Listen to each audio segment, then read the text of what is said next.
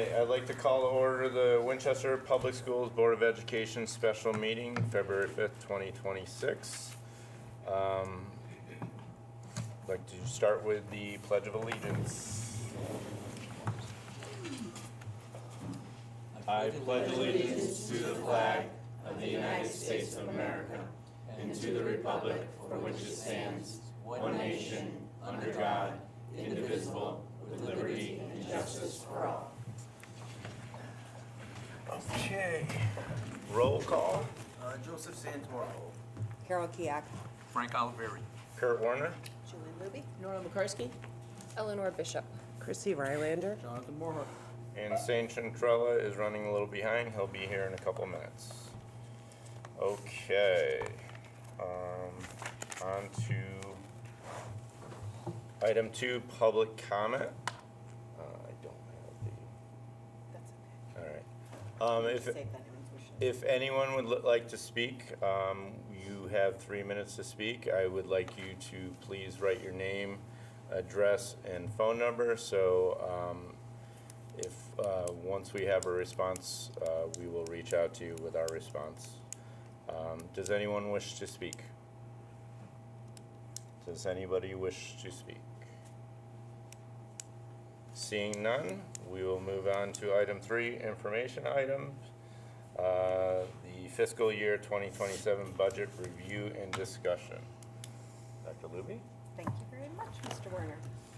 Good evening, everyone. I'm looking forward to the opportunity to really dig into this budget with you, answer your questions. I have answers to most of the questions that came in. They mostly arrived a couple last night and the rest during the day today. Anything that we don't have an answer to today, we'll continue to work on for the next workshop. Sometimes they require more research than we can do on the spot. I thought to start, we could just go into the book together for a couple of minutes, and then we'll let the questions that you sent guide the opening discussions, and then go from there as more things come up. Hopefully you've had a chance to review the first 3 sections. That summary in the front should really guide you on the big broad brushstrokes of what's going on in the budget. That was really hard to say. And you do have our vision, our mission, the shared values of the board that was collaboratively developed during last school year, and the district goals, my goals, and your goals, which obviously all nest nicely together. And I think it's important that they're right there up front to keep us focused. The class size projections speak for themselves. We are pretty standard at 4 sections of grade level. Our enrollment projections are here. They are also fairly consistent and very reliable in their prediction. The only one that's obviously always a little bit of a loose number is the kindergarten, but we do work extensively to get that number as close as we can. We've already opened kindergarten registration. We know who the kids in the preschools are, our programs as well as all the other ones in town. We are trending right at 72 right now for kindergarten, which means we have the potential to be oversized. I'm not anticipating enough kids that we would add a 5th section necessarily, but we may hit that threshold. 18 is the limit. So 72, if everyone on the list that we expect shows up, we're already full. What I want to draw your attention to in this second section here is historical staffing. That will show you, we've tried really hard this year to make it easy to see certified staff, non-certified staff that are directly involved with kids in instruction, and then the people behind the scenes, so that it's not all mishmash together. And the number of positions over time. And for anything that's a change or anything I needed to draw your attention to, you'll see very teeny footnotes in the right-hand side there, which correspond to the 2 pages behind. And in the cases where it is just an out-and-out addition of staff, there's a rationale provided, and we can absolutely elaborate on those. Those are good beginning points. But we would be eager to tell you more if you're uncertain about what the position does or what its impact is or why it matters. So those staffing notes, if any of those leave you with questions, we can spend more time in there. And the enrollment and staffing trends are there just to show you sort of as the K-6 program has grown, how the staff size has grown. And what you'll see is that the staffing has not kept pace with the size of the enrollment. Shifting over into the big third section. This is really the analysis that pulls together. The fourth section that will be your homework for Tuesday is line item detail, which is not always something that's reviewed at the board level, but in this community it has been something that people crave to see more detail for. So this is literally every detail. In the case of things like classroom supplies, we've summarized our spreadsheets back up to tell you this is the grade level amount. If someone feels like they need to see glue sticks and rulers, we can show that level of detail to you, but that would make this into a double-sized booklet, and it's not something that's ever typically quite that level of detail. So in section 3, where we are tonight, the first sheet points out to you, really the biggest part of that is that the offset of the ECS grant to the town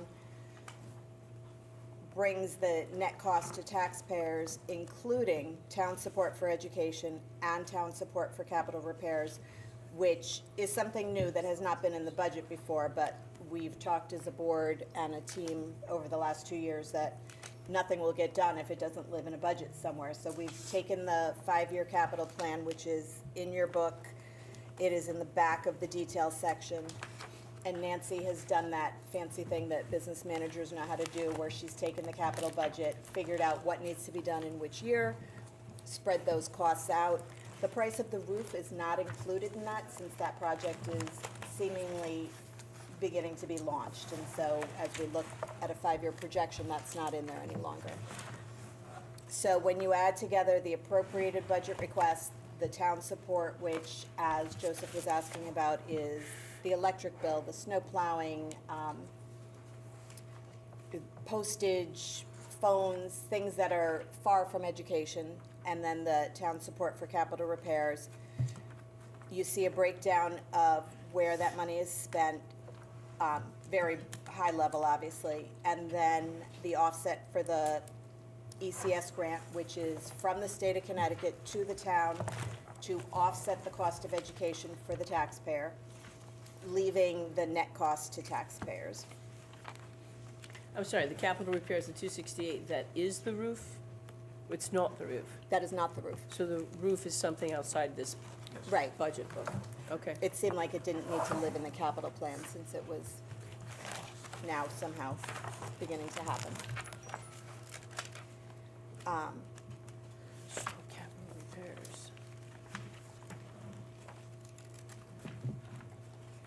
So where are the capital? Not roof, okay. Let's see. So page 14, I could be doing this on here quickly, I'm sorry.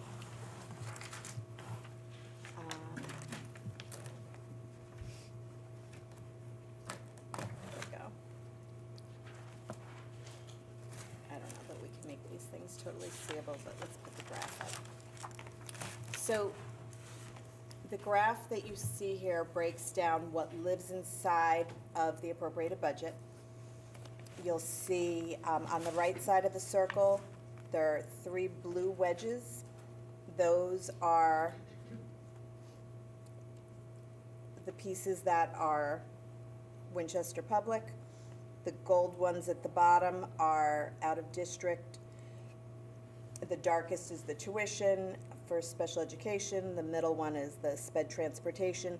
And the little teeny light one at the bottom right there is out of district tuition for choice schools, so magnet schools, Regional 7, which we are obligated to pay tuition for. They typically are a little bit under $4,000, those tuitions. However, just, I don't know if it was yesterday or the day before now, the governor removed funding that the magnet schools typically receive and said, but, so they can raise their tuition if they want to. So that's a little bit of a wild card for us. We don't really know what that means yet. Does that include technical high schools, like state-run programs? That's a great question. That's the kind of thing we have to unpack, who got impacted by that. So like Oliver Wilkett Tech, if they choose that. If Oliver Wolcott Tech is included in the group that the governor removed the funding for and said that he's taking away their right, they used to be capped on not being able to raise tuition. So I don't know if Region 7 and Oliver Wolcott are considered magnet schools. Nancy, do you know? You don't think so? You have correct magnet schools. So we do 13 have a kids. bunch of kids in magnet schools whose 13. tuition could go up. Yep, so that's a variable, okay. We'll be reaching out and trying to get a handle quickly on how that will impact us, but that is an area of vulnerability now, because as of yesterday, that number is wide open again. The left side of the circle is Gilbert School tuition, and then the wages and benefits slice for Gilbert is for the folks that work there, the special education people, teachers, paras, and pieces of the administration, and also a piece of our BCBA, a piece of speech and language, all of the service providers. So everything in green is essentially Gilbert, everything in blue is essentially Winchester. Hinsdale Pearson, I'll say, because all of this is Winchester. Right. And then everything gold is the out-of-district stuff.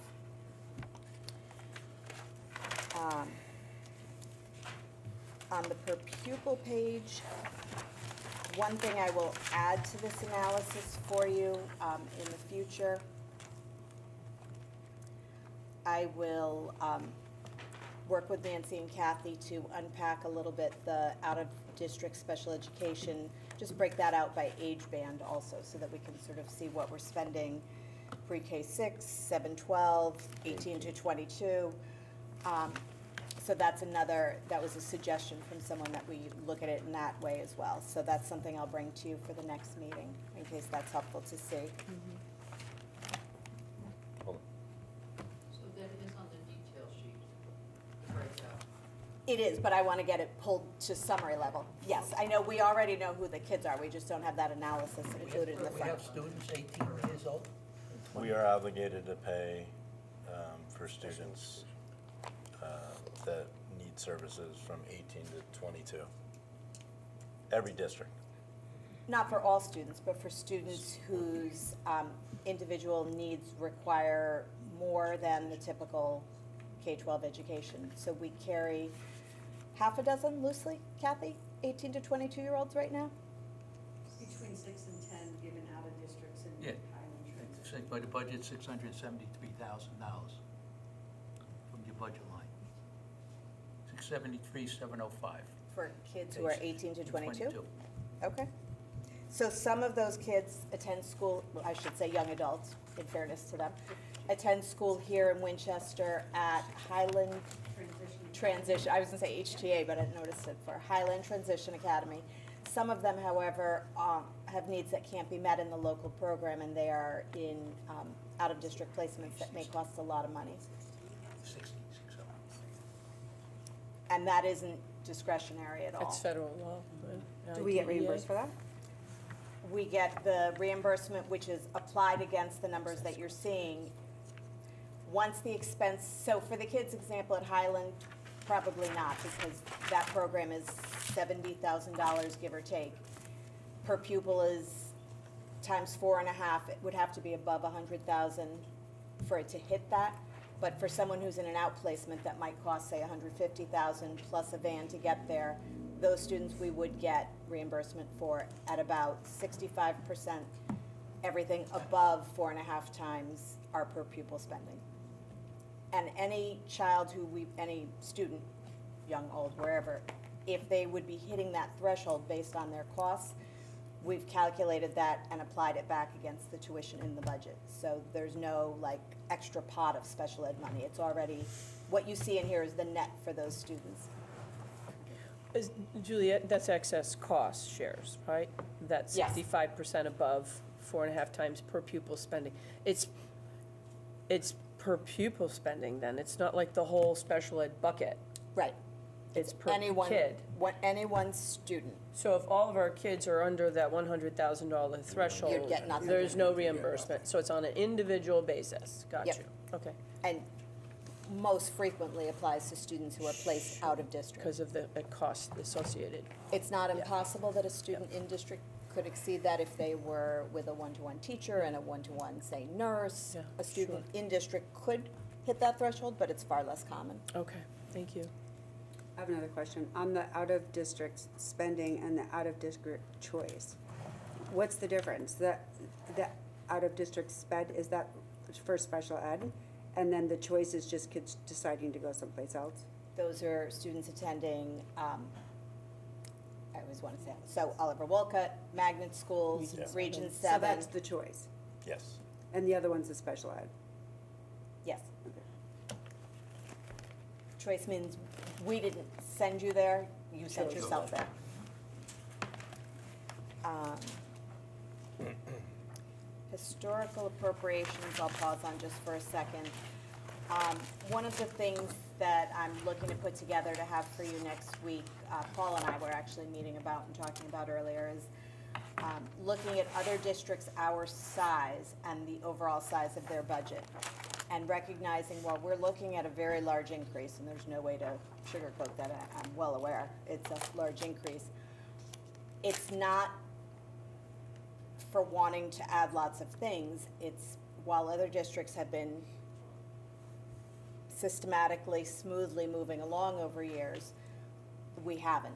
And so we are playing a lot of catch-up. And if we compare ourselves as a district of 1,000 students, when you include Gilbert and us, to other districts about our size and look at the total size of the budget, I think you'll see. I looked quickly today, the only information I could get quickly was the 23-24 budgets, because those are on the state site. And our budget today is still less than most of the districts our size were spending 3 or 4 years ago. So it is, the catch-up piece is really what's a big impact and why there's nothing to be peeled away. You mean by percent? Less, the Percent, the dollars. comparisons of, Right. When you look at our Okay. total budget next to someone else's Yeah. total budget, we still are asking for less than they were getting 3 or 4 years ago. but those are they typically pre-K through 12 systems? I guess so are we. Well, we're billing And we have ourselves out as 1,000 a pre-K kids, yeah, 12 in that yeah. scenario as well. Okay, Because we are paying for all pre-K 12 in our budget. were they like towns, 10,000? Trying to think Okay. where, so, let me Well, we do can- that we for you can when I have it show- nice and that's- clean. Neither, not that great. I have a right question on now. the pre-K. On So, what's that? there's a lot of kids in Pre-K. the pre-K program. So the first question, is that required? We are required to provide services to children from the day they turn 3 if they have special education needs, and it needs to be in the least restrictive environment. So what that typically looks like is you create a classroom that has special education students and non-special Okay, education so if we go students. through with what you proposed for the new build for a pre-K program, Right. will that then subtract what we're paying now? Will that be rolled into it as free money? Or are we gonna, because you want to bring in a whole town-wide pre-K program, correct? Right. Okay, so we're paying already a lot of money for a pre-K program.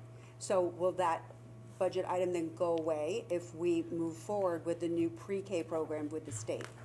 So the construction money pays for the space. Okay, That has nothing to do with what we're currently right. doing. But you also said it included the teachers. Well, no, so the construction money is Mm-hmm. for the construction. Yep.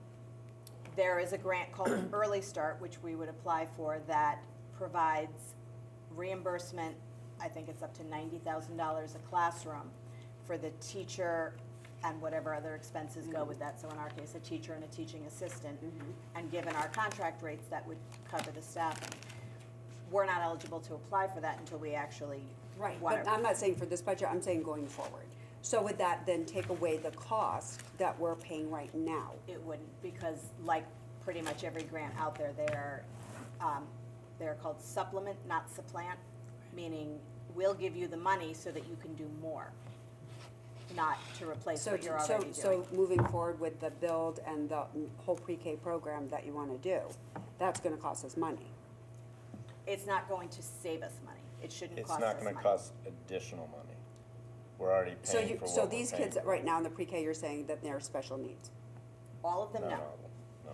Oh, gosh, no. Okay, maybe I'm not saying it right, but you're saying that we're gonna get this whole pre-K program, we already have one. So we serve up to 64 students. Right. In reality, we're at about 52 or 54 because the half-day seats we enjoy because they allow us to get more kids. Right. But that is 60, call it 60 for a minute, make it easy math. We have roughly 80 students per grade level. So this program is serving 3-year-olds, 4-year-olds, and actually some 5-year-olds because depending where your birthday is, you can't start. Right. So if it's for 3-year-olds and 4-year-olds, there's about 160 presumably in town. Right, We have seats for 60. right. So there's 100 kids out there that we're not, Getting Right, services. right, so, but if we build then, those 64 go into the pool, and then we wouldn't be paying this extra line item, is what I'm saying. I mean, you're replacing pre-K with already pre-K that we have. We're not, no, we're we would adding to it. open up, if we added 3 classrooms, excuse me, we would be essentially adding 48 more seats. We would allocate the first 80 seats, if you will, to 4-year-olds, because our sort of theory of action is if we could start school a year earlier, what wonderful things we could do for our students, their future learning, and the community over time. And then the remaining seats, We would still be paying for. Because I mean, I'm just saying, you're taking, so we only have 1 classroom now, and we're gonna have 3 classrooms, is what you're we saying? have 3 now, which get us to 60 seats. Right, We want to add 3, which would get us another 48 seats. okay. So the grant money would cover the 48 new seats. if It's you not will. gonna cover what we already have. Right. So it's not addition by subtraction, it's just an addition. Got it. The other problem too is, while it's $90,000 a classroom for the teacher and the aide, over time, sometimes grants disappear. Exactly, that And was then you my have to concern leave as it. well. Yeah, Right. yeah. And then we're on the hook for it, or Sure. we go, do away with the program. You So, can always do away with the program, of course. I will say to you that this is based on the school readiness grant. Nancy, school readiness has been around 20 years? At least. This is endowed at the state level. Their commitment level to early childhood has doubled down rather than weakened. They took the former school readiness grant, which is around for at least 20 years, gave it a new name, endowed it. So it is a reasonable assumption that it is sticking around long-term. let's, I hate what ifs. Let's say the funding does go away. We have all this additional space. What do we do with it? We could charge tuition to out-of-town kiddos and fund the teachers that way. In fact, if we wanted to run 6 classrooms with our existing 3 and the new 3, if we took out-of-town students and charged them even $1,000 a month, that's 10,000 a student times 20 students, 200,000, you just bought back your teachers. So, for a system that can't create revenue, that could be a revenue It could. generator. And we know there's a need, and we know we would provide the best program in the area. And is there restrictions on the construction that you have to do their program for a certain amount of time? So the grants would be tied to early childhood Right, integrated program. And Right. so for the construction. in good faith, you would be building for that and open that. I don't know if there is a specific number of years that's tied to that. I don't believe there is, but I will research Yeah, that. because if then we decide not to do it because they're not covering the teachers, we can't use it for anything else but the pre-K. We wouldn't proceed without making sure that we know that, we wouldn't want to go ahead and build and then not get the staffing and then have the construction costs fall back to the town. I Right. wouldn't allow that. We would only proceed if we knew we were in good stead.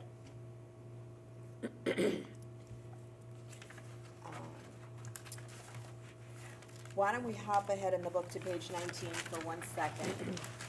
And I'm just gonna take you through a little bit of the increase analysis. You know, honestly, the increase, although it's what gets the talk the most about, isn't really the meat and potatoes of it, because your increase depends on what you had before, and the size of your budget. If our budget were 27 million, this increase would be a much smaller increase. So, but because we like to talk about increase, you see it broken out here by out-of-district, Gilbert, and Hinsdale-Pearson. You'll see the top graph illustrates that the amount of the increase, which is, why does that look wrong? 2254? That doesn't look right. Is that the right number? Or is that before? I'm doubting myself now. It is right? Okay. That roughly a third of that is going to Hinsdale-Pearson, a third to Gilbert, and a third to out of the district. The bottom graph, I want to caution you that mathematically, it's a little mushy, because if you see the table at the top, there are some areas of reduction, and when you go to a circle graph, that doesn't really work, because there's no way to show a negative. So what the chart did is it took only the positives and sort of redistributed them across. So it gives you a sense, but I wouldn't try and like recalculate it backwards. But loosely, it shows you the drivers of the increase: the tuition, the transportation, the benefits, and the wages. 2254 came from, it's only the increase numbers. Okay. Is there something else I wanted to draw your attention to there? No, I think that's about it. We talked about during the presentation the status quo. One thing I did want to say to you, someone asked me, well, let's just assume that everything new is off the table. And I want to say to you, whatever we need to do, we'll do. And you're the board, you will make the big decisions on dollars. And what I'm going to say to you, though, is I can't unilaterally say to you, let's just not do the new things, because it isn't like the new things are bright and sparkly. We wanted to add a travel abroad program and we'll just go without it. The things on this list are essential, and so we might have to, if you say to me, you're not getting 377 for new things, I'm gonna say to you, well, actually, many of these things have to happen, and so something that is already in our budget will have to go to replace it. So just by way of saying, you can look at that number, you can think about it in all the ways you want, but that special education teacher isn't negotiable. I mean, that has to happen based on the needs of students. If I pull that out, I'd probably be placing 4 kids in out-of-district placements, which, no matter how long you've been looking at these numbers, you can assume would mean a lot more money. So that's the only thing I wanted to point out about that, is that different things are even more important than you might think. And I think that's all I want to draw your attention to. We can talk about all the pieces. Just a quick question. Of course, On Joseph. page 17, which is the revenue section. Did we lose 2 grants, the ARP School Mental Health and Yes. ARP Right to Read? So those are grants, well, so there are 2 different grants. I'll speak about them differently. The school mental health specialist was something that came out of COVID days, and it's just done. It sunsets. You know, it was funding that had to be used by a certain point, and we're spending the last little bit of it, the 49,000 in this year. And then it's just gone, and because it was COVID relief money, it's never coming back. Right. And similarly, the ARP Right to Read came out, I'm not sure why it's ARP, because it really had to do more with the state's insistence that we adopt a particular one of several literacy programs. And so that was designed to introduce the CKLA program, and it also is gone, so. Is there any possibility that we'll get future grants to cover those programs that were cut? So, you know, I don't have a crystal ball, but the only reason those federal grants were added was COVID. Okay. I could never have anticipated or predicted COVID. I will share, it was funny, one parent where I was working wrote in and said, "How did you all not anticipate this would happen?" I was like, really? Okay.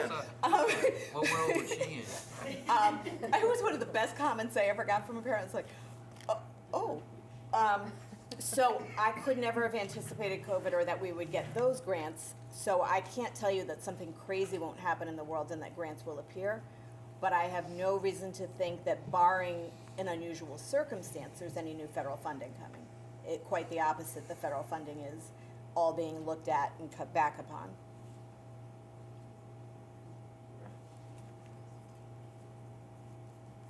Okay, so that was me, great, sorry. So in response to questions,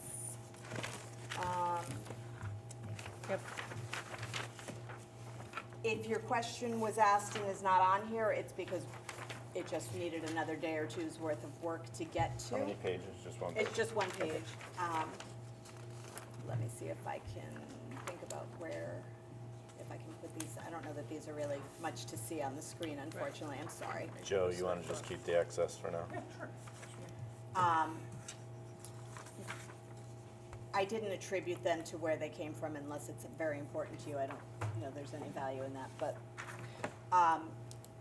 one question was asked about if we did our own snow plowing, could we get a truck instead? The shorter answer is we never did our own like big plowing and couldn't with one truck and one man. We'd never get open on a school day. But what did happen this year is that without the truck, we're no longer able to do the sanding, and so that's an additional piece that we're paying for. But the $30,000 isn't like a flat rate. We pay much like you do at your home by storm, and so as much as I love the idea of getting a brand new truck and doing our own sanding, that's probably the only part of our current contract that it would replace, and I don't think that would be enough to pay the $30,000 outright. Question was asked, we've got some open positions, will that provide leftover money? Yes and no. The reality is if the position is open, we are hopefully filling it with a substitute, or for example, we have a speech and language pathologist opening, we're paying a contractor actually more money than we would pay for someone on staff, because if we have to pay through an agency, as you would imagine, we're paying more. So if there is anything left, and that's wonderful news, it goes into the non-lapsing fund, and if, like right now, we have only, I think, about 44,000 in the non-lapsing fund. We could obviously apply that against the budget if we wanted, and that's our little safety net. And if there's anything that's left at the end of this year, that's what happens to it. It doesn't like just evaporate. It sits there and waits for us to need it for something else. On page 15, let me go back to the book so I can show what this question refers to. On page 15, per pupil expenditures, wages and benefits lines are very different, right? Because that is not what Gilbert's paying for wages and benefits, this is our budget. So this is what we're paying for teachers, paraprofessionals, pieces of other people to do work for the grades 7 through 12 students at Gilbert School.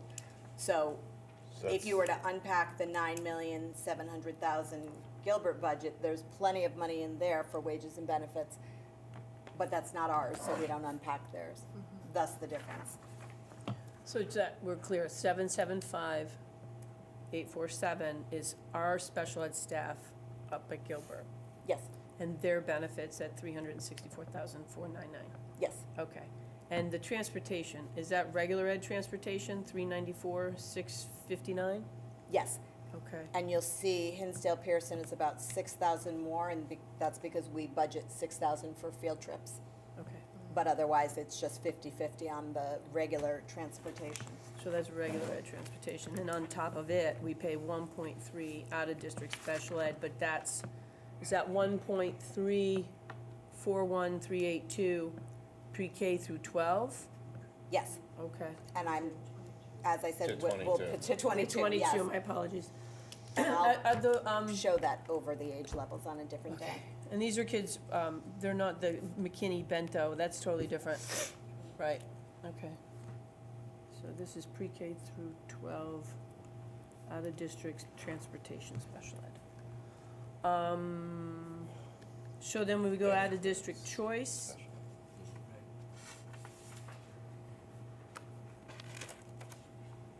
The 167,904. That's 7 through 12. That's the region 7. It's mostly 7 through 12, Okay. but there are 2, 3 elementary age students in magnet schools, and when we're in the details, those numbers are there. Okay, I'm making that up, but it was Yeah. a very small number, 1, 2. but it's largely the 30 that go to region 7. There's 35 actually. Well, that's part of the, actually 5 is part of the special ed, so. Okay, So we yeah, have to- yeah. And we have to pay for transportation, even though those could be considered private schools, magnet They're not schools? private. They're We not private. have to pay transportation to in-town magnet schools. There are none of those, so we do not provide transportation to out-of-town magnet schools. We do have to provide transportation to Oliver Wolcott, because tech school is considered something you're entitled to. And we do have to provide transportation to Region 7. Is there an ability to, then, sorry if I missed this, I was focused. So, is there an ability to limit the amount of choice for the students out of district? I asked the same question myself. Yeah. There's a formula that you have to apply to it. On quick glance, it looked to me like you weren't getting very far. It had something to do with you had to take like your average of the last 3 years and you couldn't go less than that or something. I'll look at it a little more closely. Got it. That's a philosophical, I had the same question because I'm like, well, that's just money But where is that written? Is it a law? Is Yeah. it just something we do? No, that's law, state law. It's in the statute, and I think, Nancy, were you the one who found that for us? I can look at it again. There's 2 layers to that. There's, what would the savings to us be if we said, okay, from now on in, we have roughly 7 students a year that go to Region 7, right? Yeah. 7, 8 kiddos, to the tune of, if they're just general education, less than 4,000 apiece. It's not a big savings. So it's not a huge savings, number one, but the other is, just as a philosophy as a board, you would have to make the decision, do we want to say no to that? Like, if it were costing us $100,000 a child, it might be an easier Yeah, decision. but the question for me, that I feel like, is it law that we give them other options, or is law if we do, there's a formula? So, I mean, we No. have a school, right? Can we say, if you want to go to another school, that's on you? I don't think we can tell them that they cannot attend Agri-Science High School. I'll double check that, but I'm pretty sure we can't just say no. So we can't cut back, there's a limit as to what we can cut back, and it typically is negotiated. But the number of ninth graders that are allowed to go to the BOAG program cannot be less than the average of the past 3 years. So just the That's what I ninth was graders, starting not, for. but not the whole, Pardon me? it's just for ninth graders, so the average of the last 3, There's that, and then the total average cannot be less than the last 3 years. Okay. Yeah. So because we have, 7th and 8th graders, they are entitled to choice, we have no control over that? No. So 7th and 8th graders don't actually go to regional. The only way you're getting into regional on our dime, if you will, is at 9th grade through an application to the agri-science program, and not all kids who apply get in. Oh, yeah, I went to tech, so I know the process. This is very similar. 7th and 8th graders, the only way they're going to Region 7 is if they move there or pay their own tuition. And we're just paying for transportation, not like if somebody wants to go to another magnet school, like tuition? So Or- magnet school tuition, I believe we have to let you do that, is between $3,000 and $4,000 typically. And again, we'll see that in the detail sheets. So, in the, But we don't provide the transportation. in the out-of-district choice, for the transportation, there's not a number. Noticing that as well and wondering. What is the cost? Sorry, what's the question? So, in the out-of-district choice, Which page are you Oh, I think I know the answer to that. 15? So- There's no. Right, so we don't provide transportation to magnet schools. Okay. And We just pay within the our tuition. regular bus contract, we get the kids to Oliver Wolcott and, excuse me, Region 7 just within our bus contract. The company is great, they work with us. They grab all the kids and then take them all to one. They don't even add a bus for it. It's pretty cool. That's But why. if you look at page 66, it speaks to the tuition. So when a student chooses a high school, Northwest Regional, at the age of 9, getting into the Ag Ed program, they have to get into, like you did, Joseph, you had to get into the Ag Ed, but the tuition follows the kid. Okay. What was that, 69? 66. Page It's It was on 86. Yeah. The heck, wow. 30 students. Comes in well. But you're saying now that this number, well, that's That's the same. a variable because of the governor. It's right here. Right. We don't think that Region 7 falls under the magnets. I don't think Is so. the variable for magnets then, we said It's earlier? just a variable for Magnets, magnets. okay, correct, magnets, So that could increase. governor, right. Let me pop back to the Okay, questions. sure.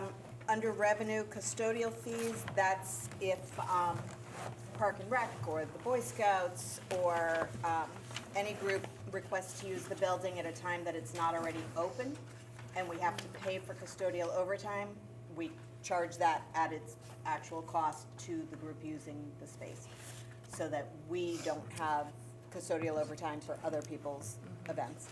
So that's where there's a little bit of revenue. Non-public revenues for the Gilbert School, Titles 2, 3, and 4, the federal government tells us how much of it we keep and how much of it goes to Gilbert, so that's reflected in there. Is it just based on the grades? Like why, I don't know, why? I don't know why, they just do. I think it's probably based on enrollment, they feel Yeah, some of the money should follow the kids. okay. It's like, there's a price in the packet, isn't there, like the Yep. amount, it's like 25 grand or something? I just don't know what Each page. grant's a little different. Yeah. Thought I saw it somewhere. The federal grants, the next question, have really decreased. And no, we have no way to know that the state will make up the difference. That's anybody's best guess. TRB contribution reimbursement is an aspect of my contract. 8% of my salary gets deducted and sent to the state teacher retirement board. And part of my contract is that the district reimburses a piece of that. The TRB health subsidy is money, it should be on a detail sheet, it should have parentheses around it, meaning it's an offset. That's money that comes into the district from the state teacher retirement board to defray the cost of health insurance. Comment here is what's being sunsetted. On page 29, the sunsetted refers to, there are some contracts, I think it's in the teacher's contract and maybe a couple of other places where people have, it's in the administrator's contract, you can get, if you've been here some certain amount of time and you retire from here, you get a payout. It might be like $50 for each one of your sick days, or it might be your sick days cut in half times something. That's no longer available to people like coming in nowadays. That's why it says it's being sunsetted. Like, if you were here while it was in your contract, great, but if you've come on since the point where it came out of the contract, you're out of luck. Supply costs for the last 5 years. I'm gonna give you a piece of paper for that. Actually, before we do that, I'll just do this last one on the page. COVID funding is there. Those are the grants that came in. ARPA, ESSER, and the different amounts. And as you saw in the revenue page, they're done. Okay. And then the other question on the page, So fiscal year 2027 is done, yeah, there's nothing. nothing. There's plenty of extras there. This, I apologize, I can't get up on the screen. The question was Winchester Public School Administration over the past 5 years. So those are the numbers with a few notes below.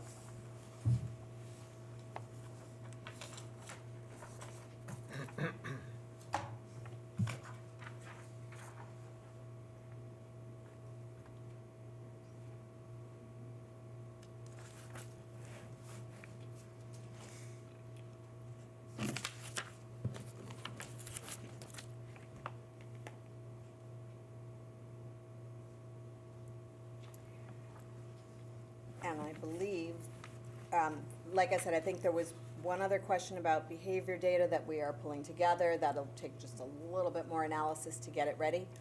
I hope to have that for you on Tuesday. And I think that may have been all the questions that came in. And again, if between now and Tuesday, if you start collecting questions, don't feel like you should wait and send them all at once. The sooner you send them, the quicker we can start working on them. Even if you send me 3 different emails with questions, that's perfectly fine. And also Julie doesn't have anything to do throughout the day, so if you just want to knock on her door, she's available. I'm sure she'd love that. I actually would. My goal is, as I said, to make sure you understand what's in here and why it's important and be helpful in the process of figuring out where we go from here. On page 99, you talk about a solar farm. Page 99, hold please.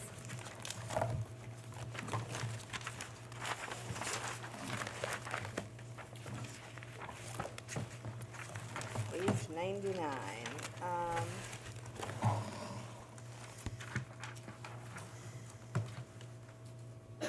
Cost share. Solar farm cost share. So this is part of the town support budget, so that means this is coming out of, like, the town does all this. Nancy's filled in the numbers, but this isn't actually, like, we don't do this business. No, We no, just but I'm saying the someone else town turns the has, lights on. we have a solar, we have a solar farm? Nancy? As a town, I'm sorry. We have a solar farm? as a town? We don't have a solar farm as a town. There is a solar farm that, there was a deal made with them some years ago, and we get a tiny little bit of money back from them every year. Actually, it shows up on Eversource bills for electricity. So last year, I think it was all of maybe $18,000. But, it's $18,000. We're happy to. Oh, I thought somebody had mentioned about 9 months ago that the thing went belly up. I'm sorry? I thought I heard something about 6 months ago, 7 months ago, at a selectman meeting, that farm went belly up. The guy never made the repairs, and it wasn't in operation. Well, we're still getting credits on our bills, Oh. so All right. we're happy for that. Don't bring any attention to it.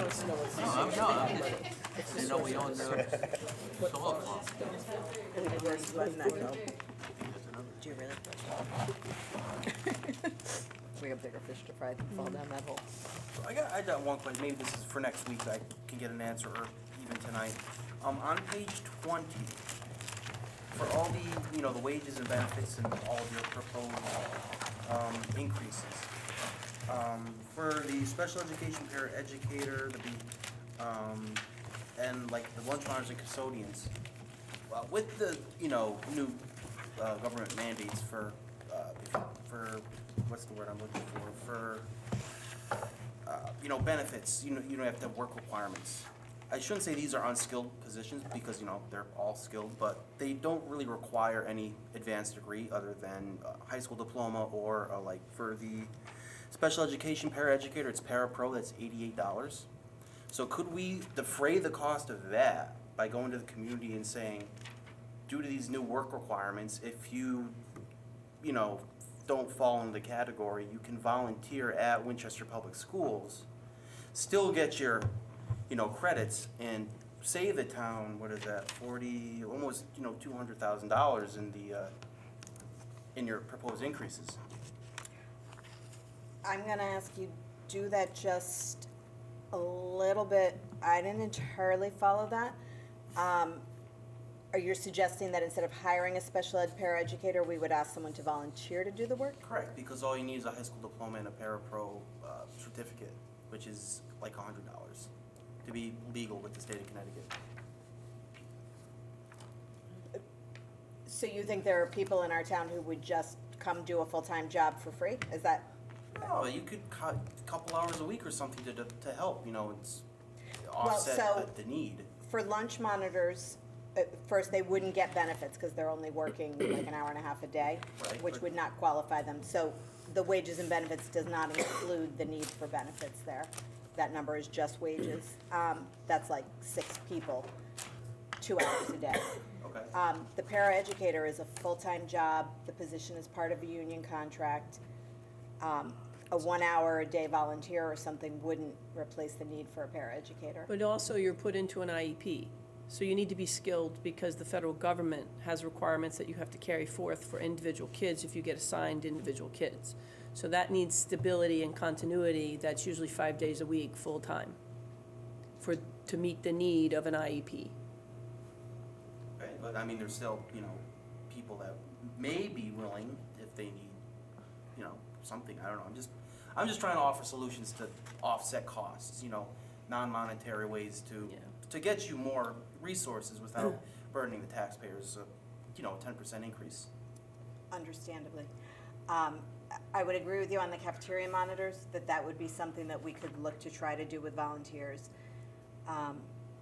We talked about partnering with Northwest Community College at some point because there may have been programs for paraeducators coming through the pipeline to help with our students here in but it would be not full-time Right. employment. So we do have, like a student teacher right now, whatever a paraeducator version of a student teacher would be. I'm not really sure if there's a technical term there, but, you know, we have people who are in the program, I think we had one in the fall and one in the spring, who are doing their hours in our school, but it might be, you know, 2 hours one day, 4 hours another day, which is great experience for them. We consider it talent management because by partnering with the college, we're hoping that those people will become our employees.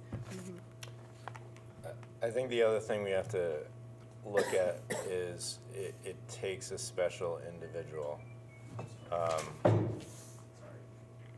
to do that job. The mental and physical abuse that a lot of these people go through, if we get volunteers, they're not gonna stay long. The other two, Joe, the competition for paras across this country is really pretty tough because there's so much need. So we have to deal with the marketplace and the surrounding community, Torrington and working elsewhere. So we have to make a competitive wage so we can fulfill the IEPs, which is the mandate. Correct, which is true, but I'm just saying that we can't afford $377,000, that's out of the question.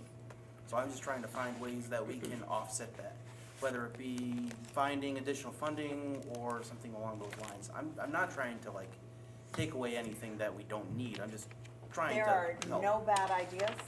My feeling is the reason for these workshops is we suggest everything, even if it's outlandish, because even if that idea doesn't turn out to be the one, maybe it will trigger the next thought that does save money. And so don't hesitate. If you got an idea, the only thing I would caution is please be mindful that our teachers are listening, our families are listening, our teachers work really, really hard, and I think in our discussions, we want to be very cautious not to say things that make it sound like we don't value the work that they do. Because when we talk about money, it can become very easy to say, well, couldn't we get rid of this, and couldn't we get rid of that? And I would just remind us that every one of those is a human being who's worked really hard today, yesterday, tomorrow, for the children. I have a comment. So I was the one who asked about the COVID money. And if you look at the years compared to the historical appropriations, so the COVID money was not included in the change of the increase. So, yeah, so just for example, in 2022, we got $973,000. And on here, it shows that we had a change in town appropriation of $300,000. Just to get everybody in the same place, you're looking at page Oh, sorry, 16, I page assume? 16, sorry. Yeah, So sorry. these appropriations are the town appropriated budget. Right, so, So the COVID money was in addition to this. okay. So And- I'm just looking at the numbers, and I'm seeing like huge numbers here over 2021 to, the last one was, minimal, but 2026. And if you notice, you still got more of an increase, but then you had all this money on top of it. So you got used to spending all this money, and now we're getting big increases, because So- now we don't have any COVID money. So except for last year, the increases largely were for Gilbert, and I can show you the breakout of that. Okay. So we weren't getting, like in 21, 22, we didn't get a 300,000 increase and COVID money. But what I would say to you is, given that we're running back, I think even before 2013, on that just shy of $20 million budget with no increases, the COVID money masked that problem. Right, and that's why the big increase is now. Right. Because you did take the money, whoever took the money, Gilbert or us, they did take that money and they got used to it. I mean, $1.8 million in 2023 is a lot of money, right, that we got from COVID. And so, and then you took it, you spend it, Well- but like anybody would. But now, my point is that now that money's not there, that's why we're increasing the budget. Yes and no, though. So when I got here, the COVID money obviously was pretty much gone, but, except for the last one Right, that you're right, seeing, but no, we didn't really just get used to it. It's not like so there were some things that linger on, right? So part of the money was spent, I think like 600,000 of it or so, I'm really making up numbers now, Yeah. Nancy's probably cringing, for things like an air system, an air handling system for the school, because if we wanted to open, we had to Had that, assure people it was safe. So that's not like a get used to, because that money went right out the door. We opened Oak Street School, so St. Anthony. that, We paid rent, so we were paying rent with that money. $75,000 a year about. We were spreading kids out, so that money was spent, I think, exactly how it was intended. Okay. To allow us to open school and do business. Those parts of it, I would say, were spent on what they were needed for. The need went away and the money was used up for that. The piece that lingers on is that coming out of COVID, the needs of students were significantly different than before. I think I lost a few syllables in that word, sorry. Coming out of COVID, we have children who spent a year and a half sitting in their homes without socialization, little ones who didn't go to preschool, coming out with mental health needs, behavioral needs, thus the need, and that's why, for example, one of the ARPA ones is the mental health grant, because they know that kids came back changed, like So really there's no changed. leftover, like we didn't hire 5 new people and they're still there, but now we've got to pay for Right. them, is what I'm saying. We didn't So- create new positions with that money. Okay. No, Yeah. it's like Chromebooks and PPE and all this stuff One we in Well, the needed to Chromebooks still was a educate. product of COVID. Right. But that, we bought those Chromebooks almost 7 years ago now, they're actually becoming Ready to- obsolete. yeah. Yeah. So it was great to have the money, but it didn't create the problem. It got us through the time, which is exactly what it should have done. But it did mask the need, well, it didn't mask the need there, but for all those years where it didn't go up, and some of those early years, there was Commissioner Network money supplementing the town budget. And I think, I know everyone wants to like point fingers and say, well, whose fault is it that we're where we are? And I would say to you that for many of those years where there was no increase, there was Commissioner Network money, which Was made it. that during the takeover? Receivership, So yep. what years were the receivership? 15 to, when did we get out, 18? 17, when Melanie 17? got here. It's 20. Oh, yeah, so that pretty much accounts for the no It's very year specific increase. What it could be used for. Yeah. The Commissioner Network was That as counts for the no constrained increase. as was the COVID money. Yeah. Very specific. Okay. It was earmarked. So, Yes, so I'm saying though, that's those years, like you're saying there was no change, because that's the years you were in receivership. Right. Or we were in receivership, it wasn't you. and it probably Yeah. goes back even a little Okay. further before that, but Okay, so the number didn't move on the appropriated side. And it was kind of okay because there was commissioner money, and then it was kind of okay because there was some COVID money. And now all of that is gone, and our appropriated budget looks just like it did 15 years ago. And we're saying, now what do we do? But it wasn't always okay, because there was a couple of times we dipped into our 2% savings, where we dialed it down to $1,800. That's not okay when there's an emergency. Now it's up to 44,000 after 3 years. So it wasn't, each time we were each rolling through the receivership years, it was biting nails, chewing nails each time. And we had fortunate timing for different things to make the budget work. And to keep it working and to provide the increases in the recent years, largely going to Gilbert, we shaved away any position that, I spoke a little bit to Kurt today, and I said, like, I get it, but I don't know what to tell you. I mean, like, we've cut the last standing secretary who isn't literally opening the front door of the school. We went from 3 speech and language assistants to 2. I mean, we have 3 schools we're servicing. Like, the positions were shaved away to stay within the confines of the budget with the grants, and I think I arrived at the perfect storm moment where all that money is did. gone, You and did. the piper has come due and said, okay, 2013 size budget isn't enough anymore. I want to remind us of one of the goals for this board is to try to attract and retain the talented teachers that we want for this district, to keep them here, and that's an important focus. I have a question. What about an early retirement incentive as a way to try to reduce some of this pressure? We always consider that. How early can we go? My wife's ready. I'm ready too. I have news for you, I may not make it through the 3rd budget workshop at this rate. We have, I think, maybe 2 teachers who would be eligible. One of them is a phenomenal special education teacher, and we are like She's not allowed to go anywhere. trying to make sure she doesn't go. One is an amazing 4th grade teacher who is carrying all of our new staff. She is the backbone of Pearson School, I think. She's spearheading high-quality instruction work. She has, I think, 3 out of the teachers on her grade level are brand new. I will be heartbroken if she retired. The odds of replacing the special education teacher are slim to none. We already have 2 special ed vacancies we can't fill. So the savings is a pittance with 2 people anyway. You've done it one time before with sort of a formula.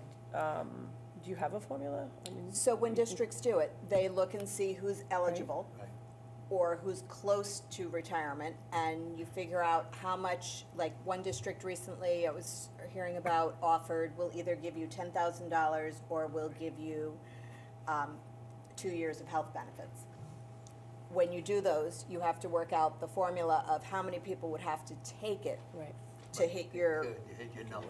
You got Right. the actuarial science. we don't have, we don't But you're have it. paying out, not only the pension, you're paying out annual leave, sick leave, and whatever bonus you want to throw in. Well, buyouts, maybe for some teachers under the contract that allows them to buy out sick, but that's part of the actuarial science you'd have to look at. But you're saying it's something that persons are not within reach to make that a, We're so small that the Okay. number of people that it would, and again, I don't want the people at the top to go. We have so few of them. Yep. And in fact, if you're at the top of our pay scale, you are the lowest paid top of the pay scale teachers in Litchfield County.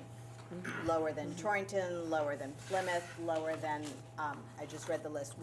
Our beginning teacher lowest number is 2nd lowest in Litchfield County, and our top of the scale number is the lowest in Litchfield County. And what that means is, how are we hiring people? Because everybody could go somewhere else and make more money. So just the value of an experienced teacher alone, like anyone that has a degree can teach the curriculum, right? The experienced teacher can adapt the curriculum to meet the needs of their students. Newer teachers don't have that skill and experience to do that. So the value of having, understandable, the gap between having someone at top step and someone at the first, it's a big gap. And it can save our district money, but our kids would suffer.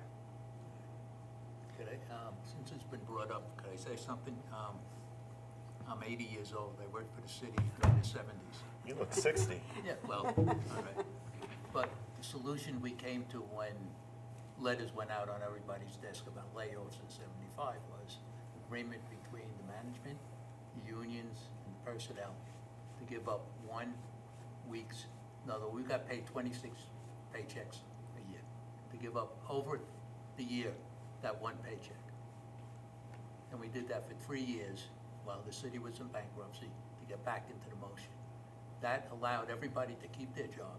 So when finances got better, the right people were there to do the job. But it was an agreement by the 3 parties to do that. And that's Not in education though, right? everything. No, it was the entire city. I only asked. No, it was all the unions in the city.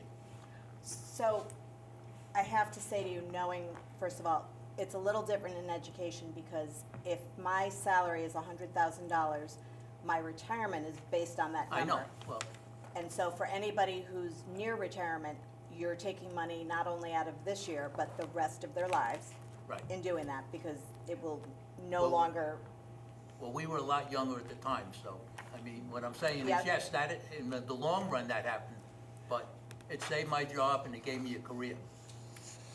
You know what I mean? I wasn't, But when there's a shortage of teachers in many disciplines, we do something like that, and the noise gets out there like that, we got teachers looking for other jobs.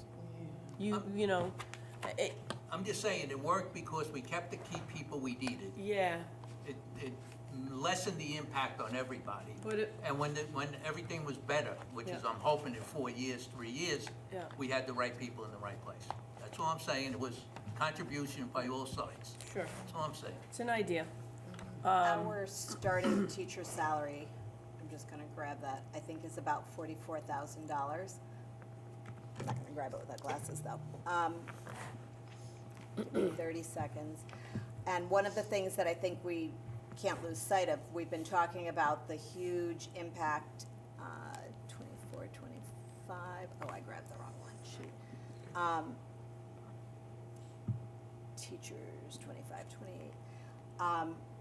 The health insurance will hit our staff heavily because they pay 26, 27.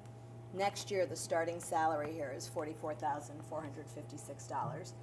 So for someone making that amount of money and paying roughly next year almost $3,000 towards their health benefits, to then take another $2,000 out of their paycheck, I didn't say it was easy. never mind easy, nobody would do it in their right mind. They'd be making. Maybe I was crazy, but we did it. That's all I'm saying. They'd be making in the 30s, they could make more money at Dunkin' Donuts, I think, and have none of the aggravation. If we were a high-paying district, also the savings to us, I don't think would warrant the damage to the district. We would lose so many folks. Aside from the numbers, the dollars coming out of their paycheck, to ask people to give up $2,000-3,000, I mean, that's what it probably cost me for my property tax here in town. Why are we putting that on the teachers to pay someone else's property tax? Like, they work here, they're so dedicated to our students. We could ask that for Lamont with the electricity bill too, so. I'm Yes. sorry, I don't wanna make that comparison, but it's the I same just thing. don't think, if we were a high-paying district where people were rolling in it, maybe we could say, yeah, they're paid well, but we're already begging people to work here. You would also have to consider things like that K-12, and that's a tougher call. I'm not saying teachers. I'm That's not- true. Our I'm not- teachers already no, make was less it- than their Was it simple colleagues for at even then? Gilbert. Yeah. What about, can we just roll through so everybody understands that we have class sizes that are at a max of 18 per student, What right? age? Or it depends on age or grade. Depends on, It- yeah, it- the lower ages. It's not in the budget book, though. Yeah, it was. Yeah, it It was is. a sheet. Oh, was it? It was Yeah. a sheet, yeah, it Oh. was a sheet.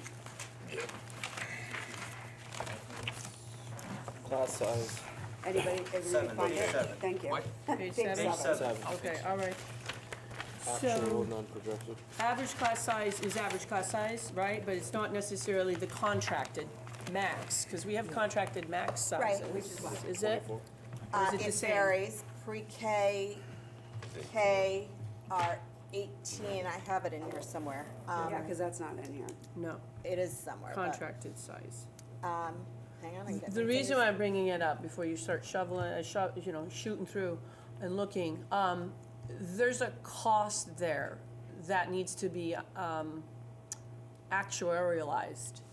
Yes, There If you you go. cut a teacher, you're increasing their classroom sizes, and by contract, let's see, grades 1 to 2, they get a 21st kid. So you have to pay that differential. Could, in Yeah. the future? So, Per student. let the me cost to try do and that. give you an illustration, because, I live here, I work here, I hear, I've heard that we need a zero, right? So I'm saying to myself, how would we get to zero? Because that is so far beyond the pale. So when you start doing the exercise of that, and you cut away basically everyone other than classroom teachers, then you get to the classroom teachers. So let's say we have 4 teachers, I'm gonna use grade 2 because I can do the math in my head on 20, right? So if I have 4 teachers in grade 2, and I have 80 kids in the grade, 20 kids in a class. Let's assume for a moment 2 of those are new teachers and 2 of those are veteran teachers. So 2 of them make $50,000, they don't actually, and 2 of them make $100,000, and they don't either, but follow my math. In order to get to in order to get to a zero increase, I would have to go from 4 classes at every grade level to 2 classes at every grade level of 40 kids. Now, first of all, I don't know if you've spent much time in Pearson, but if you've seen our classrooms, at 24, the kids are hugging the wall. So at 40, the fire marshal would shut us down. So this is all theoretical and silly. But to illustrate Nora's point, so if I had 4 teachers, they cost me $100,000, $200,000, $300,000. Now I go to 2 sections of 40 kids. The contract provides that the teacher, as she goes above the 20 kids in the class, gets 1/20th of her salary for each child over. So her salary at $100,000 means she's getting $5,000 a kid. So now that class size of 40, that teacher is actually making $200,000 to teach 40 kids, and I have 2 teachers, each making $200,000 instead of 4 teachers for $300,000, and I have 40 children in a classroom. Right. So the idea of get to zero is actually like a Mobius strip, like you're going along and then all of a sudden it flips and you are now costing more money.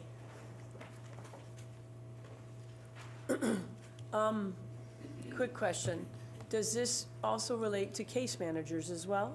Do we have case manager contract maxes? It's not in the contract, no. What's typical to a case manager load? 15 to 18. At Winchester? Winchester, we're above, we're at. Okay. we're below. Alright. But the Depends on trend- the need. The trend in the industry is not looking at caseload numbers, but workload numbers. And the state has actually been required by statute that was passed last year to do a workload analysis study. Uh-huh. And they're undertaking that, and they have to have that completed. I think it has to be presented by July 1st. I could be wrong on that, but we just nominated 4 of our staff to participate. So if there was a cut, let's just say a special ed, we would just say teachers, right? And particularly special ed, let's just say. And there's a significant impact on that case manager's load. Would you sit down with the union to negotiate the impact on that, most likely? What honestly would end up happening, so special education teachers, aside from the fact that they are written services for kids, right, they have to provide the hours of service that we have contracted for in kids' IEPs in their plans. They also have the commitments of doing updated testing for PPTs, preparing progress reports for PPTs, and if they can't meet those commitments, we fall out of compliance. Sure. We get taken to due process, we get sued, we owe compensatory services. We would actually end up contracting with agencies to do the evaluations, to come in and provide, we can't not provide services to the kids. So when it's not mathematically possible for someone to see the number of kids and do the testing and attend the meetings, we would then have to pay someone else to come in and do it at a much higher rate than our teachers work for. So if we continue that logic, you're increasing contract costs because you need to meet IEP requirements, so you might have to hire out for those contracted costs. And then you might have to talk about impact and go through a grievance if a teacher grieves that this impact is just impossible. Do that. Julie mentioned due process, and Yeah. I'm talking legal fees. Yep, okay. So on top of that, though, we're paying that teacher, and I'm not dissing any teachers, I'm just asking a question. So so we're paying that teacher, right, the special ed teacher, we're also paying all the benefits. So that obviously raises up the cost of that teacher, right? If they take the benefits, absolutely. Right. And do they get a stipend if they don't take the benefits? The contract provides, I think, for teachers, I think it's about 1,000, 1,500, or 2,000, So I'm just saying, if depending you on if outsourced it, when you take that factor in, and It's- outsourced it, have we ever done something like that? Yeah. Or looked at it? Yes, so, just as an example, I'm thinking of a position that we currently have outsourced, and I'm gonna say we're paying about 120 for someone that we, if we owned them, would probably be paying 60,000 in salary and maybe 20,000 in benefits. So it's half, okay. The Just a- agency just a approach, question. you know, there are Yeah. instances where outsourcing could work for you. Right now, our person who does all of our data information retired, and in the interim, while we haven't found someone yet, we are contracting. And, you know, it's leaving chunks of the work not getting done, but this piece of it, if we can figure out how to, as we do here, find other people who already work for us to take on more and take over the aspects of that job, we may, in that case, we would be able to find some savings by contracting. When our technology person retired, Matthew, who sits here and does our meetings, he didn't retire, he's the guy we hired. The new guy. The new guy. Wait a minute, what? He retired since last week. He's had enough. Joe, who worked for us for 50 years Wow. and went to Pearson School before that. He was like the history of the town. When he was retiring, we got proposals from Ed Advanced to see what it would cost us to just have them do it, because like you said, if you can pay someone through an agency, you don't have the benefits. They wanted to charge us, it was gonna be $120,000, which I think Gilbert does theirs that way. But for us, with Matthew's salary and his benefits, it's nowhere near that. So we look at that every time we can to say, could there be a savings? But oftentimes, our salaries are low enough that it doesn't pay off. But we do look at it every time, because to your point, it could save us. You mentioned the capital projects, I just want to change focus for a minute. Sure. 268,000 for capital repairs. Do we have an itemized list of that? The capital budget is it is the literal last page before you get to the appendices section. So if you kind of flip to the back and then back forward. The page number is a little buried in the bottom there. It's hard to see. It's under the word year. But it is the last page. Let me. Sorry, I didn't see it. I thought it was for the roof, the town's responsibility. The But 100th it's- page. Yeah, page, thanks for the page numbers.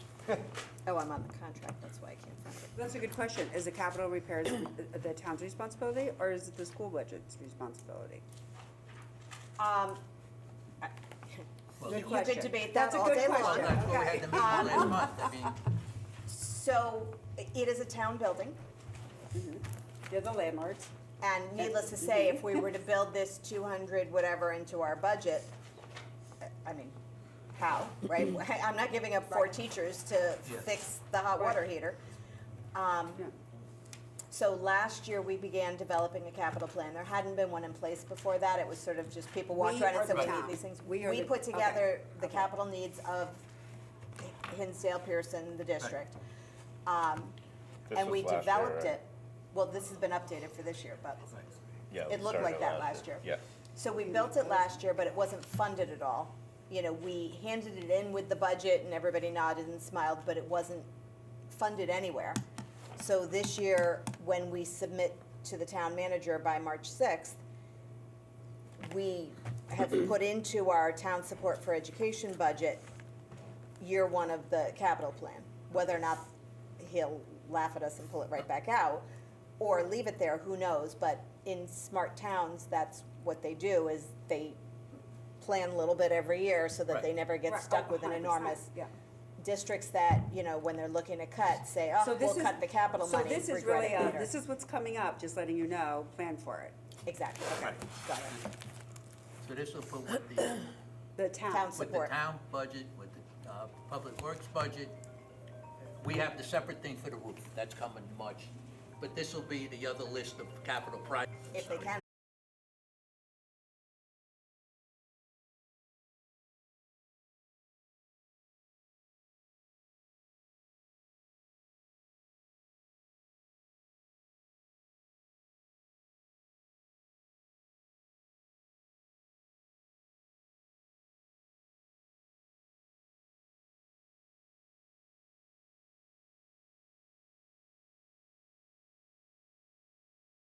Statements each month at the board meeting, and we go through that grant page. I don't have one in front of me, but the list of all the grants, Oh, there's yeah. probably one in We the have budget book, right, the And that's revenue the page. 440 account? The 440 account 660. was, it was Was affectionately the 660. 660 account, and probably still says that as the description. It was COVID money that I think sort of like in the aftermath of it all, the state had, oops, there's a little extra here, and I don't know if everybody got a little or if they just picked their favorite places, but we received basically a deposit that came with no strings attached. And so we have been very carefully and judiciously, to your point, spending it on things that were one-time expenses, so that we don't create any cliffs, and holding on to it for dear life, because that stands between us and bankruptcy. Okay, so that's like the little side fund. It's our Okay. savings account. And There you go. We Emergency. have not used it since I'm here. Okay, We've planned so how much against is in it. there now?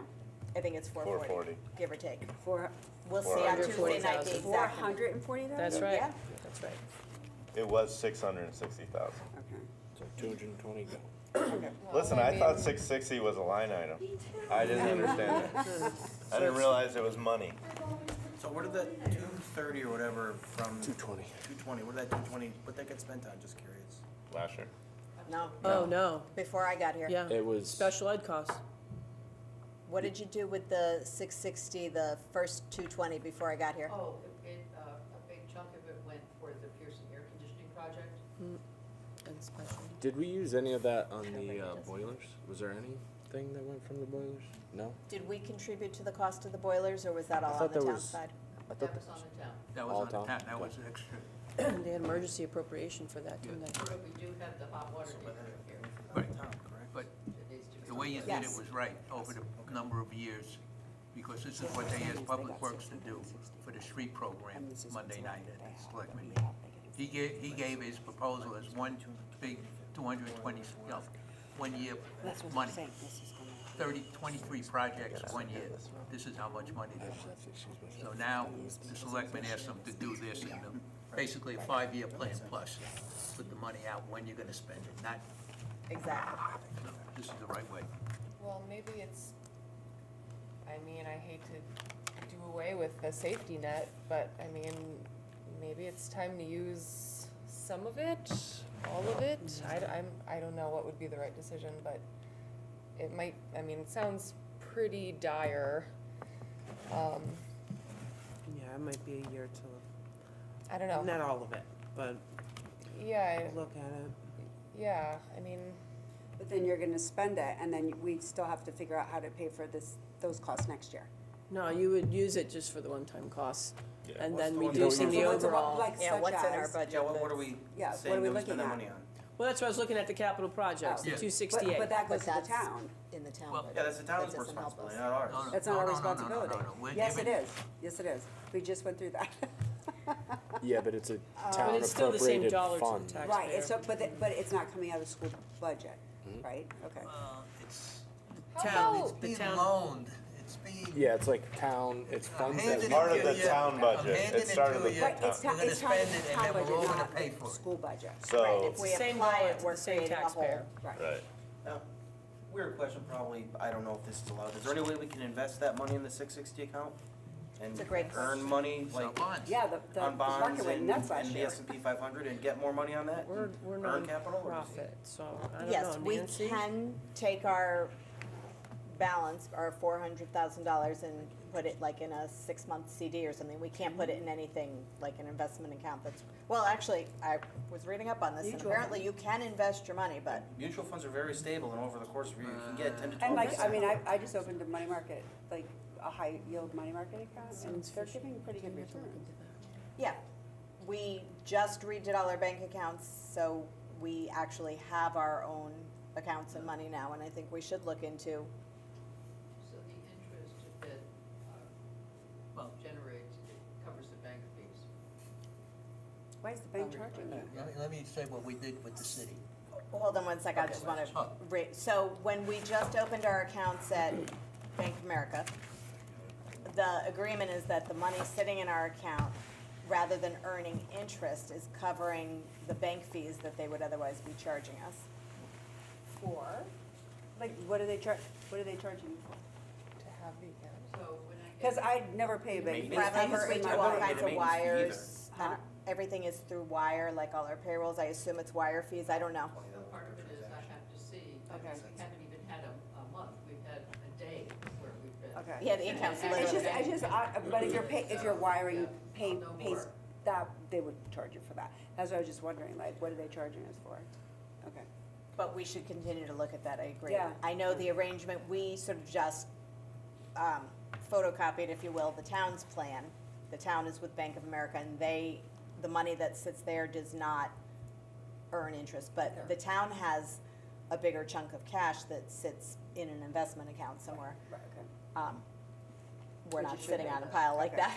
The Okay. other thing is that the town, is funding us on a monthly basis, so there isn't a big pot Well, of that's what money it's that's kinda gonna be different. sitting in the bank. Well, the 440 is, Oh, the 440 is separate, but yeah. that's what I mean, that could be invested perhaps. That's also part of our float for our grants, because of the reimbursement grants, because we have to spend upfront before we're reimbursed.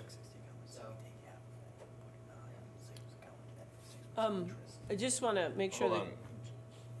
Shane has I to, have to excuse he myself. has to so, step out. Good night. So, sorry, go ahead. That's okay. I just want the community, just so that I'm clear and we're clear, the community knows that the state funding, which helps us educate kids, the ECS, Education Cost Share, ECS, that's been flat. Yes. Am I right? For the last 3 years. Any, And the farm, and it's gonna be flat again. again. Okay, so we talked about this last year, tapping into our legislators to try to help reformulate the formula, because that's a legislative decision, where they all have to get their heads Well, together. I guess the governor said in his address a couple days ago that they're forming a committee to discuss reevaluating these rates. I don't think it will help us this year, yeah, Not this year, not at all. But hopefully, in the future, we'll get some more help. At the selectmen meeting Monday night, it came up to the town manager that we went from a class 10 to a 4. Is that? Yes, we are the Most fourth distressed. most distressed Now, city, what town he said in at the the meeting state. was he was gonna send a letter to the state saying, Yes. now that we're number 4, where we were We want more 10, money. we We want our need some, money. we need some But help, that's I the mean. ESC money, right? But that's not no, that's this. not the ESC, Oh. no, that's not, ECS. the ECS also, 95% of it will stay flat, but there's 15 districts that they're gonna actually give more money We are to. not one of And when do we For find this that? coming year, Yeah. like Yeah, fiscal so year when do we I'm find '27? not out? sure why we're not one of them, Alright, if so- we're the so fourth. if there's If we any- moved that far, I know. It's 28. What They did do that? reevaluated ECS 3-4 years ago. Yep. And Yep. did a recalibration, and they held harmless any towns they felt were Right. getting more than they needed to, and they've been bringing up to speed the towns they thought were behind. Ours never moved, It so never- So presumably Kurt, what it's you just zero. talking about, what were you saying about the extra money? So the ECS fund is gonna stay flat again, Right, but there was, aside from 15 districts. they're gonna give more money to those districts. So when Well, does that come out? Well, he For just those got 15? notified Monday. Yeah, that we were- when is that gonna, I think here's the those are kid, the towns here's the that are- towns that get all the money, who, when They've does that already come out? designated the towns. It's We're not not- us. we're Not in us. town. Oh, we're not us. Got Not it, it's us. part of that So recalibration they've been that, working towards. that, We what factored the that in. selectmen has nothing to do with the Oh, ECS. okay. Could we be clear, last night, Gilbert had a meeting last night for the tuition. We put 9,700, so what's the actual? 9.6, Yeah, the actual, should've brought the book. so the 9.6. number they gave us originally was 9.7, the actual number is 9,690,400. So I'm keeping a running tab, you know, should anything great happen, you know, if the insurance company calls and says, great news, it's down a point, Right. we'll be reflecting. So this is our running tab. We have now improved our position by $9,600, reduced the increase by that amount, which took us from 10.66 to 10.62. We're going in the right direction, Going in people. the right direction. Start. Right, so this will be a live document that is, Oh, okay. you know, I've asked, right now, our special education tuition is a combination of actual and forecast, as we are calling every school like daily and saying, have you set the number, have you set the number? So that if any are more or less, we're being responsive to that. We're looking for, So the increase for Gilbert is about 814,000 for this coming year? sounds about right, I About think it right. was 823 before Do they the, have any 660 type account that they, so could- they don't have it from that same source as us, not this, but they but got. like a, or correct me if I'm non-lapsing, like wrong. we have the 44,000 non-lapsing? They have two things. They have about $1 million that came in last year for, it was called like, School improvement. no, not the school improvement. I was thinking of the, keep them working during COVID. I don't know the fancy name of that. Nancy, do you know? I'm sorry? The grant that Gilbert got for keeping people working during COVID. The federal government gave them, There was like a, if you, It was a very. and we were not eligible for that because, Why were we eligible for that? because we're public and they're only semi-public. There are people that did the accounting for them. I met with them and asked the questions. I said, please, please, please. What would What? life be like, No. what would life be like without the state and the feds in your life as a teacher? Could you imagine? I would love to Wouldn't that see be that. nice? That would be so nice. So there's about $1 million from that. I don't know how it's been allocated or spent. And last I knew, there was about 600,000 in what Greg used to refer to as the non-lapsing account, which is when they give us a budget and we pay the tuition. If leftover it all that doesn't rolls get spent, it's their leftover. they So don't do have, they not have the same stipulation we have, where only a certain amount of money? Correct, because it's Oh. not a legitimately, Would they use any of their non-lapsing to help with this? It's a question Frank and I can Infra? ask, Yeah, they can ask. and Oh, say it Jonathan. again. That's a question we can ask. Yeah, that would be, I mean, that would be extraordinarily helpful. Beneficial? Mhm. does, I haven't seen their budget. Do they have any capital requests inside their budget that might go to the town? I don't know. We got it last night. I didn't get a chance Oh, today okay. to even look at it. Okay, is it online? It should be. Okay. It should be today. In fact, didn't you pull from it today? yeah, I looked at it today. Well, They have two capital Obviously. projects. One is the bus turnaround, which they said is gonna, sinkhole? right now is, what the original estimate was 2.8 million, because they thought it was a geological failure into the wall, and that's in the state, and my understanding is, right now, if that goes, the state will fund that. But what I asked them to do is inspect the drainage system underneath that, and the town is gonna give them TV the drainage system, because my feeling is it might be a failure in the drainage system that's causing all that, and that's a lot cheaper to fix. So that's where we stand with that. The gym, But it's not in this budget. no, it's not in the budget. They feel it's gonna be full state support. 100% full state. That's what they understand. Great. Are they committing to that, or are they just speculation and? Speculation. What the senator told them was, that's the word they got from Austin. All right. In might not be the same name, word 2 weeks from now, and we find out it is our responsibility, but that's as it is yesterday. On the turnaround, Yeah. do they know whether that's refundable by the state, or they have already done the research, or there's That's the researching? package the state has, that's the package they gave the geological, Okay. all the information, and that's what the state, and the word was back that that is fundable. Refundable, not to okay, the because town. not every project is I state know, reimbursable. but I'm just saying, it's not the Okay. town's responsibility.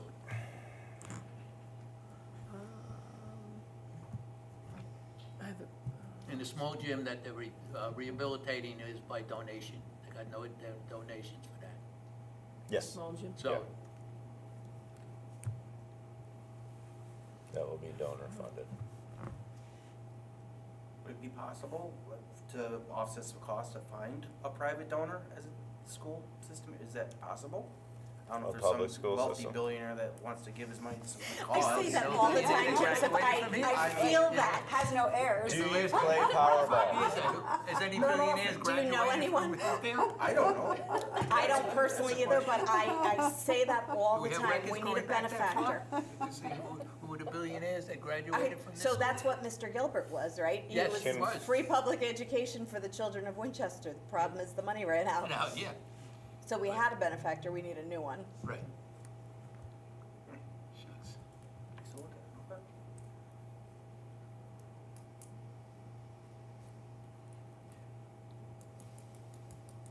Any other questions?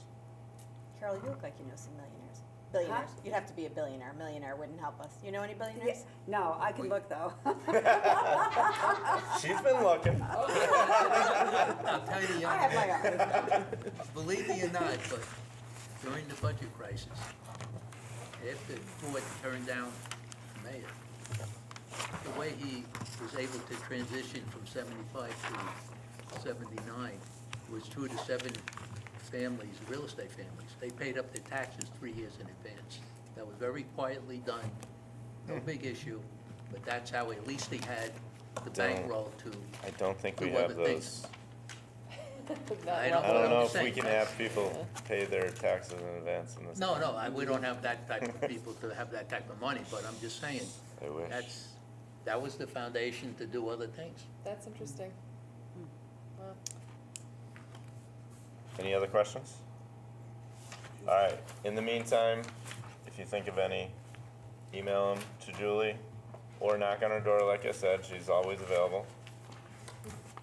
And All we're right. finishing the book for the next meeting? Yes, The, which we've kind of dove into already, but. Yeah, that's what I was gonna ask you. Yeah. Okay. the next big section is line item detail. The last section is really just there for reference. It explains all the different grant Right, names, Right. Yeah, object Which is codes. I think helpful. there's, Thank you for including that. yeah. oh, you're That's welcome. very helpful. The very last Right. page is the calendar in case if there's any worries about what time or where things are. Thank you for that. The next one's the All 10th. of the meetings that are currently scheduled are in this room so that they can be live streamed and recorded and transparent. If we were to be adding any meetings, we would have Okay. to, if we're getting to the end of our process and we're not done, I'll try and come armed with when we can have the room, Right, because I think Okay. it's important we're here. okay, So this the 12th of February, yep, you wrote possible action to adopt. It's possible though, right? Possible. We might have to have a special meeting in between that because it's due the 6th to the town manager.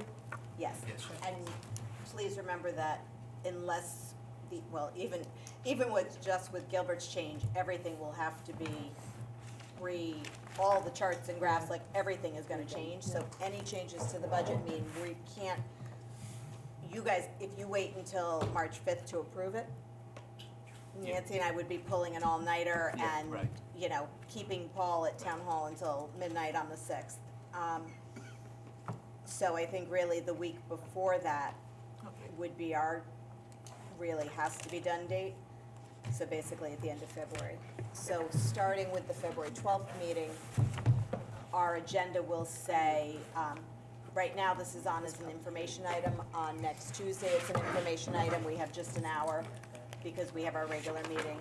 On Thursday, it's under an action item. It doesn't mean you have to take action, but you can't take action if it wasn't put that way on the agenda. So starting on the 12th, it will be there as an action item so that when the board feels ready to make a motion to approve whatever budget you want to approve, you'll have the ability to do that. And these will all be in this room? Yes. Anything else? Let's move on to item 4, public comment. No, it's still budget. Does anyone wish to speak? Does anyone wish to speak? Seeing none, we will move on to item 5, adjournment. Would someone like to make a motion to adjourn? I'll make the motion to adjourn now. Frank? February 15th meeting. Jonathan, second. All in favor? All right. Thank you. Thank you, guys. Thank you. Thank you all. See you Tuesday. Now, Tuesday's a double dip. What do you mean a double dip? We have this, we would have another workshop at 6, and then Wait, hold on, wait. Wait, say it again? another, we have this at 6, and then our regular meeting.